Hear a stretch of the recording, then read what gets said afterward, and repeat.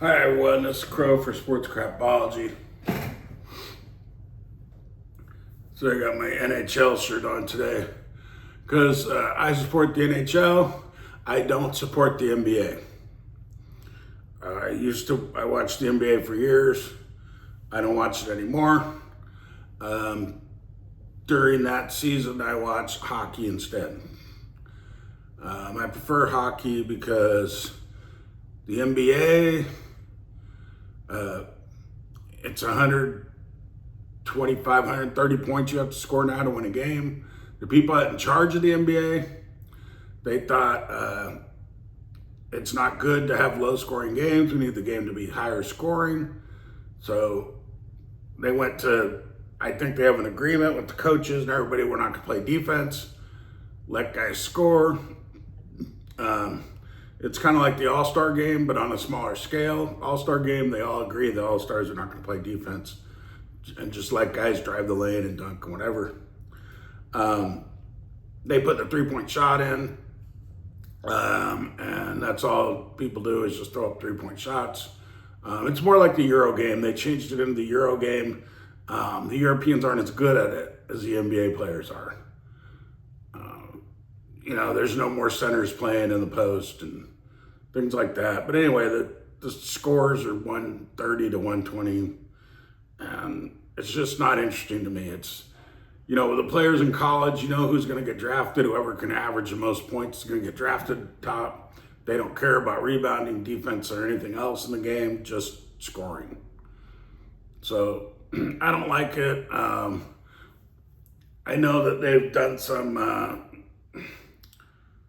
unscrupulous things, the NBA offices, in regards to outcomes of games, especially playoff games. That's been reported by people inside the NBA, and they supported some political beliefs and some organizations that I don't believe in, I'd never give money to, and that don't really help anybody but political candidates. So anyway, that's my take on it. Watch hockey instead. NBA right now. All I hear on the Evil Four Letter and other stations is Oklahoma City Thunder. They're flopping, and the Spurs in the Western Conference Final. We have to stop their flopping. It's really bad. SGA's, really brought this, to a high level flopping. Some other guys I heard said, "Oh yeah, LeBron started it." The flopping and stuff. It's a bunch of crap. It started when the European players came into the NBA. They grow up playing soccer. Flopping is part of soccer. You fall down, you fake injuries, try to get the other player a yellow card or a red card. You see it in almost every soccer game you watch. We've even seen it in the World Cup, seen it in Premier League games. Guy's dribbling down the field, he loses the ball, and he goes flying up in the air. He jumps up in the air, lands on his back, grabs his leg like he broke his leg. And they throw a penalty and he gets a free kick, sometimes a yellow card, and nobody ever touched him. Or the guy hit the ball and never hit his leg at all. The guy gets carried off the field on a stretcher, and 3 minutes later he comes back in off the sideline. He runs full speed. He's running full speed around the field.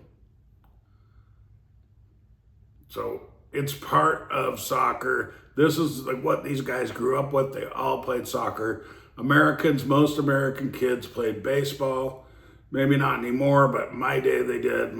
All kids, because all areas had Little League. Not all areas had basketball leagues, or hockey leagues, but almost all areas had Little Leagues. And so it's just, that's what happened. I watched Vlade Divac practice a few times. Right there on the floor before everybody came in. The Forum, when the Los Angeles Lakers played at the Forum, he was a big flopper, big flopper. Somebody come near him. If he was playing defense, somebody come near him and he'd jump back 5 feet, fall on his back, and I was hit, type thing. And he's a big guy. He's 7'1", and he's not a wimp. He was like 280 pounds, 200. He was solid. He was a solid guy. And, these guys like guards would drive the lane that weighed like, 160 pounds. And, he'd act like he got hit and fall down and like he was seriously injured from a 160-pound guy. So the Europeans brought it in from soccer. I don't know how many South Americans came into the NBA, but probably some of them did too. Anybody that was brought up playing soccer, it's part of the game. It's part of soccer, flopping. So that's where it came from. Not the Oklahoma City Thunder, not SGA. Now, if Chet Holmgren falls down and you think he's flopping, he probably isn't, because he's 7'4", 180 pounds. The guy's a stick. He's a pencil. And because the NBA now plays the Euro League style now, where you get 7-foot guys that can shoot threes, but that can also drive by their guy to the hoop. And there's no post players, there's no shot blockers. You say no shot blockers when Bignana averages like 3 blocks a game. He's not in the key most of the game where people are afraid to drive the lane because they're going to get it shoved down their throat. Like when Wilt Chamberlain played or Bill Russell. Oh, that's really old though. The game has to evolve. You're just an old funny asshole. Okay. All right. That's fine. But even, Artis Gilmore is still like 40 years old. Anyway, these guys could be great shot blockers probably, but they don't hang out in the key because their 7-foot guy there they're guarding is going to shoot a three and make, he might make 24% of the threes out there. So we got to go out on them. But I've seen those guys too, those 7'2", 7'4" guys, block jump shots. Like guys shooting threes and them block a shot. But anyway, I like college basketball, don't like pro basketball. NBA basketball, bunch of crap. NHL, good. Like the NHL. That's what I watch instead of NBA. I'm a Carolina Hurricane fan. Be honest with you.